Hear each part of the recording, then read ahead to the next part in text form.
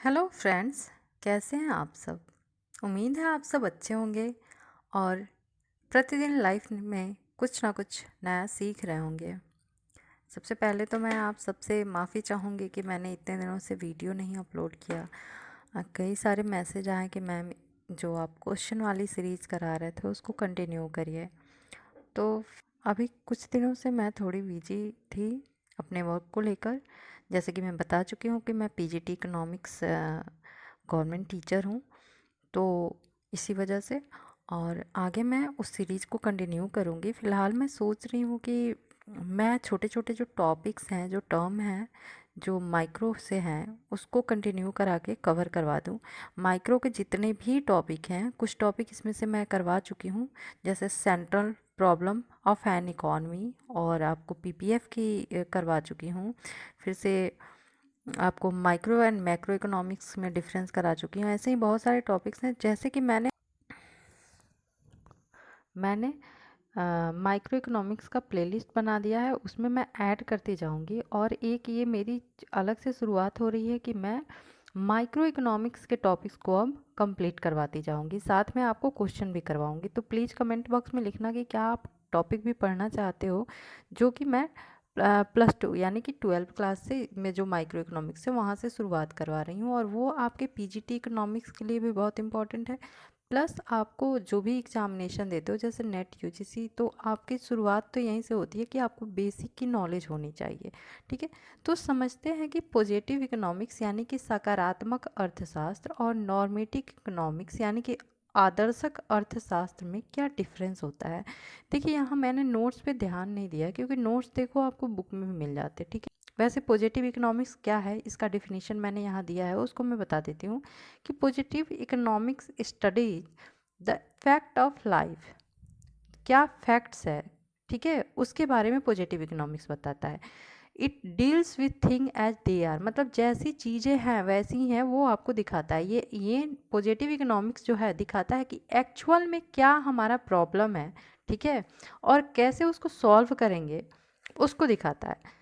वहीं आपको normative economics जो है वो दिखाता है कि व्हाट शुड बी, मतलब कि व्हाट आउट टू बी, क्या होना चाहिए और कैसे उसको सॉल्व करना चाहिए। तो पॉजिटिव में क्या है कि क्या एक्चुअल में है और कैसे उसे एक्चुअल में ठीक करेंगे। ठीक है, ये हमें बताता है। फॉर एग्जाम्पल कि डीमोनेटाइजेशन हो चुका है, ठीक है, मतलब ये रियल में हुआ था, तो ये क्या है, पॉजिटिव है। आपको क्वेश्चन में ऐसे पूछे जाएंगे स्टेटमेंट देकर कि कौन सा स्टेटमेंट जो है वो पॉजिटिव इकोनॉमिक्स है और कौन सा नॉर्मेटिव इकोनॉमिक्स में है। तो जो हुआ है रियल में, ठीक है, वो हमारा हो गया पॉजिटिव। और जो होना चाहिए, जहाँ भी आपको आउट टू बी या शुड बी लग जाए, तो वो हमारा नॉर्मेटिव इकोनॉमिक्स में आता है। ठीक है, नॉर्मेटिव नॉर्मेटिव इकोनॉमिक्स हमें बताता है कि normative economics tells us what ought to be, मतलब कि क्या होना चाहिए।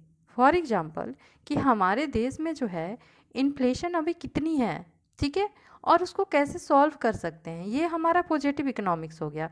वहीं दूसरे स्थान पे नॉर्मेटिव इकोनॉमिक्स ये बोलेगी कि अरे यार, गवर्नमेंट को ये करना चाहिए था ताकि इन्फ्लेशन ना बढ़ता, अगर इन्फ्लेशन ना बढ़ता तो ऐसा होता वैसा होता, जो आपको सिर्फ सजेशन करेंगे। ठीक है, जैसे कि हमारे देश का जो पॉपुलेशन है यानी कि जनसंख्या है वो काफ़ी ज़्यादा है, ठीक है, ये हमारा क्या है, एक्चुअल है, पॉजिटिव इकोनॉमिक्स है। बट वहीं पे हम एक सजेशन देते हैं कि हमारे देश की जनसंख्या जो है इतनी तेज़ी से नहीं बढ़नी चाहिए थी, ऐसा नहीं होना चाहिए था, गवर्नमेंट को ये करना चाहिए था।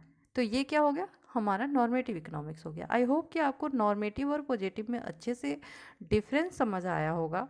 और प्लीज़ वीडियो अगर आपको अच्छी लगती है तो आप लाइक करें, शेयर करें और कमेंट करें। कि देखिए, मैं पूरी कोशिश करूँगी अब से कि हफ्ते में आपको वीक में 2-3 वीडियो कंटिन्यू करूँ। एक तो वीडियो आपकी छोटी होगी और कुछ वीडियो जो है वो लॉन्ग हो, जिसमें मैं आपको क्वेश्चन आंसर करा सकूँ।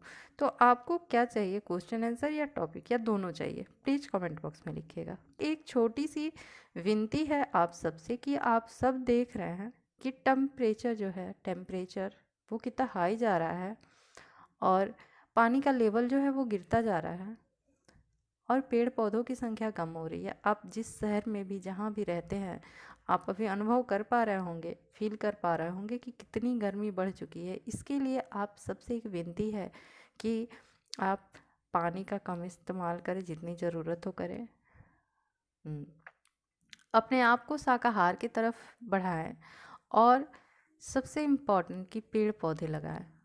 ठीक है, थैंक यू।